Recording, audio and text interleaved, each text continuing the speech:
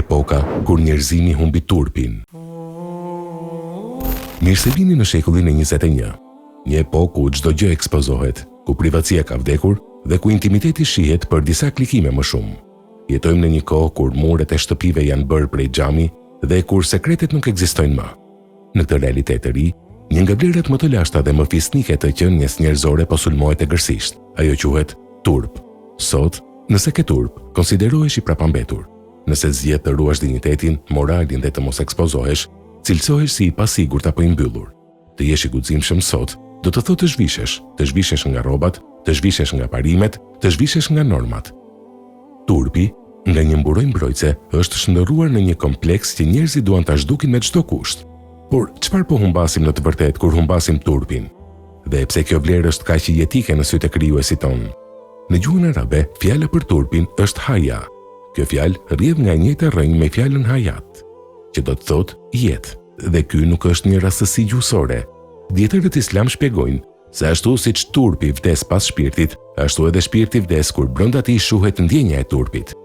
Turpi në islam nuk është thjesht një normë shoqërore apo një traditë e trashëguar, ai është vetë thelbi i besimit.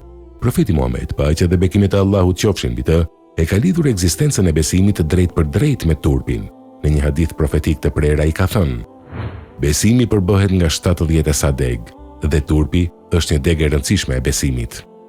Kur njeriu ka turp, ai ka një busull të brendshme që e ndalon nga e keqja. Turpi është ai zë i heshtur që të thotë: mos e bëj këtë gabim, sepse Zoti po të sheh, mos e thuaj këtë fjalë, sepse nuk i ka hije dinjitetit tënd. Kur ky zë fiket, njeriu shndërrohet në një qenie të rrezikshme pas një limit moral. Zoti i gjithësisë në Kuranin famlart e ka ngritur turpin në shkallën më të lartë të lavdërimit. Ai na tregon se veshja dhe turpi janë dhunti hyjnore për të ruajtur shenjtërinë e njeriut. Allahu thot: o bijtë e Ademit, ne ju dërguam rroba që të mbuloni pjesët e turpshme të trupit tuaj, edhe si zbukurim, por veshja e devotshmërisë dhe e turpit është më e mira. Surja El-Araf 26. Krijuesi na tregon se qëllimi i rrobave nuk është vetëm mbrojtja nga të ftohtit, por mbrojtja e moralit. Kurse te tregimi i profetit Musa alayhis salam, Kurani përshkruan bukurinë e sjelljes së një vajze të ndershme me fjalët mëngjepsëse. Dhe njëra prej tyre erdhi tek ai, duke ecur me turp e modesti. Surja El-Kasas 25. Zoti nuk e lavdëroi atë vajzë për pasurinë apo pamjen e saj, por e pavdeksoi në Kuran për mënyrën se si ecte, me turp, sepse turpi e bën njeriu të çmuar, i jep atij një dritë që asnjë makijazh apo veshje luksoze nuk ja bën dot. Profeti Muhammed alayhis salam e kishte parashikuar këtë ditë. Ai e dinte se do të vinte një kohë kur shoqëria do ta hidhte pas krave këtë xhavahir. Prandaj ai la një rregull universal, një paralajmërim që sot i ngëllon më aktual se kurrë. Ndër fjalët e para që njerëzit kanë trashëguar nga profecia e hershme është: nëse nuk e turp, atëherë bëj çfarë të duash. Mendojeni mirë këtë thënie: bëj çfarë të duash. Kjo nuk është një leje. Kjo është një profeci e frikshme.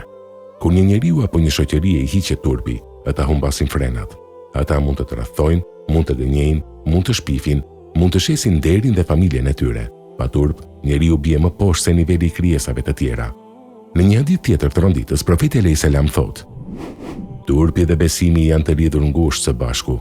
Nëse njëri prej tyre ngrihet, hiqet, edhe tjetri e ndjek atë, hiqet gjithashtu. Nuk mund të kesh një besim të shëndosh në zemër nëse në sjelljen tënde nuk ka turp. Ato funksionojnë si thonjë mish. Kur zhvishesh nga turpi, ke filluar pa e kuptuar procesin e zhveshjes nga besimi. Të kesh turp sot nuk është dobësi. Të kesh turp në epokën e ekspozimit të egër është akti më i madh i guximit dhe i rebelimit të pastër. Është deklarat se ti refuzon të jesh një mall tregtie në duart e kësaj bote. Turpi nuk të pakson asgjë. Profeti alayhis salam ka thënë: turpi nuk sjell asgjë tjetër përveç se mirësi. Ai të zbukuron fjalën, të zbukuron shikimin, të zbukuron veshjen dhe të ngre vlerat para njerëzve me mend në kokë, por mbi të gjitha para Zotit të gjithësisë. Ndaloje vrapin e çmendur të kësaj kohe. Mos lejo që rrjedha e shoqërisë të marrë përpara e të zhvesh nga koraza jote e shpirtit. Ki turp nga krijuesi yt në fshehtësi, ashtu siç ke turp nga njerëzit haptazi.